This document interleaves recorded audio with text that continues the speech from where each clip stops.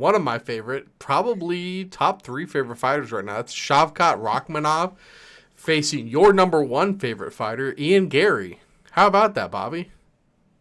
I'm going to say some things later that are actually probably going to blow your mind. Oh, I You're am not going to shocked. expect it. Yeah. Well, I'm going to go through mine fast so I can hear yours. I really would like to hear you say something positive about Ian Garry, but yeah, I mean, what else can you say besides two dudes, young, early in their careers, undefeated? This is just an excellent fight. I mean, I get they got Pantoja and got a championship fight to headline it. This is a fight I'm most excited for. I cannot wait for this fight. Shavkat, one of my favorite dudes out there. And then we saw early UFC dominated by, like, we had the BJJ era. Then we had, like, the wrestler era. I feel like we're, like, in this Sambo era now, where we're seeing a lot of these Dagestani guys, masters of combat sports you'll see on their Wikipedia pages. All these Russian guys. Rahkmonov, I believe, is Kazakhstan or something like that, where he is from. Gotta do your research. Gotta do your research, Uzbekistan. Uzbekistan. I know it starts with a K. Whatever. Very nice. Yeah.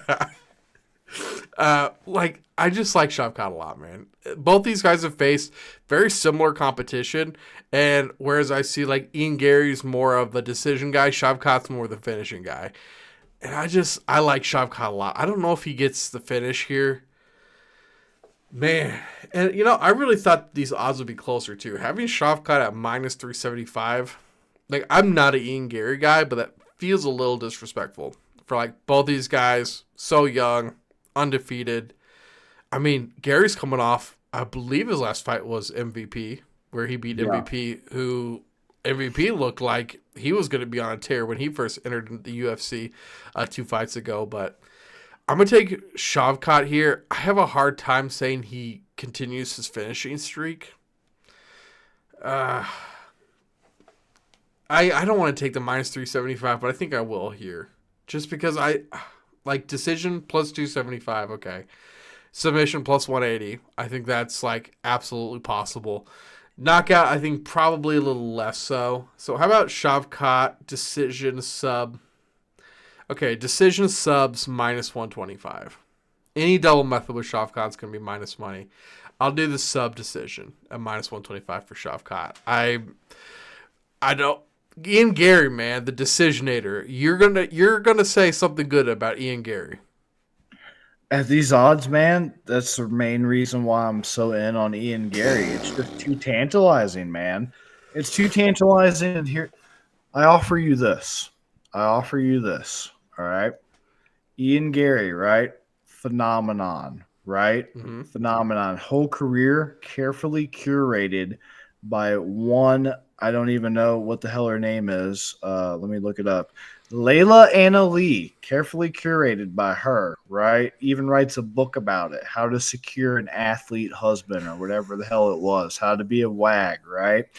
Yes. Carefully creates this whole career, this whole persona about this guy, right? Genetically engineered in a lab to be like the leftover residue in the bottom of a Monster can mixed up with the backwash from a Red Bull to be the greatest Dollar Tree version of Conor McGregor you've ever seen before in your entire life, with none of the pizzazz, none of the charisma, and all of the audacity and undeserved arrogance, right? So Ian Garry is coming off of an absolute dismantling of Michael Venom Page, the 40-year-old slayer, the destroyer of bin men and library workers part-time on the weekend everywhere. Do you know how fucking insane that is to take a guy like Michael Vicious Venom Page, the slayer of these individuals, putting guys with cracked skulls and Pokemon balls in front of their families on national TV, and you take him to a disgusting, gritty, blood, sweat, and tears decision? That's impressive, man. To be able to go in there with one of the generational karate striking talents of our age and go to a grueling decision with him really moves me. And here's why. Because I don't want it to fucking happen. Because I don't want him to win, and because the odds are this good, and because it would piss off a lot of people, that's exactly why it's going to happen. Because everybody's treating it like a foregone conclusion. So I'll get into some real reasons right quick, and then wrap this up with a nice little bow. Shavkat, really good at pressuring people to the cage. That would have been great if this was Ian Garry's second or third fight in the UFC. But to his credit, as much as I personally hate the guy and have never been a fan of him, from the Jordan Williams fight, which was his debut, November 2021, right around that Neil Magny fight, he started to make a change. I started to notice. Daniel Rodriguez, it was over too fast to know. Song Keenan fight, he still looked bad. But around that Neil Magny fight, credit to him, he stopped getting backed up to the cage nearly as much.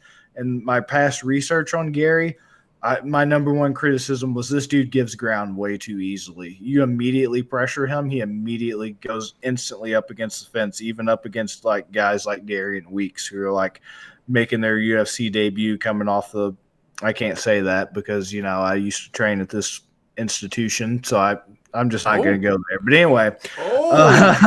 So he gets pressured way too easy. He started to fix that around the Neil Magny fight, started to add an interesting element with a calf kick to it, started to be really good at the clinch. The clinch was always a strong suit of his that he'd always had since his UFC debut. Good clinch work, good at pressuring people himself to the cage to be able to initiate the clinch. Do that weird little, I can't even say it, the spicy little, you know, flailing of his legs, weird takedown, hold him against the cage wall install thing that he does. Really good at that, dictating that. Favors that high kick. He's a tall, rangy guy, has that left high kick, I believe it is, that he's really good at setting up, has some weapons to set it up. He has a lot of good attributes, don't get me wrong, and he is a well-rounded guy. The only thing we haven't really seen tested is like his pure ground game. We've seen the grappling and the clinch, and he's good at that when he initiates it. And when he is backed up against the fence, he got a lot better about, one, not letting himself get backed up there in the first place. Two, if he does find himself there, laterally moving out instead of just, you know, doing the Edson Barboza galloping around just to corner yourself again, basically. Really good at that. Really good striking. Like I said, head kick and punches over Daniel Rodriguez, ended up TKO and Song Keenan, KO Jordan Williams. The high kick's good. I think he's a southpaw predominantly. If he's not, in turn can do it. Thank you. Please give me my coffee next time too so I can be mentally sharp and on this and I don't make mistakes. That's what you don't get paid for anyway. All the things he does well are basically the things Shavkat's going to do. So you find yourself asking, with two guys with the same game plan, who's going to be able to go out there and who's going to be able to execute it? You know, if they both want to clinch, who's going to be better in the clinch? If they're both going to strike, who's going to be the better striking? The X factor is Shavkat going to do traditional takedown attempts or find some way to actually get this to the mat and expose, in the UFC at least so far, a relatively unknown mystery box of Ian Garry's pure grappling back on the mat, or he's trying to scramble, or he's trying to create scrambles, or he's trying to get on top. Like, what's going to happen here? That's the big X factor, right? Because even though he does have all these finishes, I can tell you for one that Jeff Neal rear naked did not come from how some people might be thinking if they've never seen that fight. That came actually standing up against the cage from a clinch position. He was able to work himself around to the back of Jeff Neal and kind of lock up that last minute rear naked finish from standing against Jeff Neal. So, all that being said, the odds are just too good right now with so much unknown with Garry, with Shavkat. It's just too good for me to pass up. I got to put my bias to the side. Garry at plus 295 money line is just too good to pass up. I would have never guessed. I would have never guessed in a million years. Hey, I got to put profit and accuracy in the show above my own personal bias because, trust me, I really want Shavkat to do it, but you don't bet with your heart. You're right. You're absolutely right, man. And right now, like, I always pick who I think is going to win the fight before I look at the odds because I don't want that to sway me one way or the other. I feel like Vegas is really sharp on this one, and maybe they're going to get a couple of them wrong. And so taking an underdog, I don't hate that at all, Bobby, especially an undefeated underdog at almost 3-1 odds.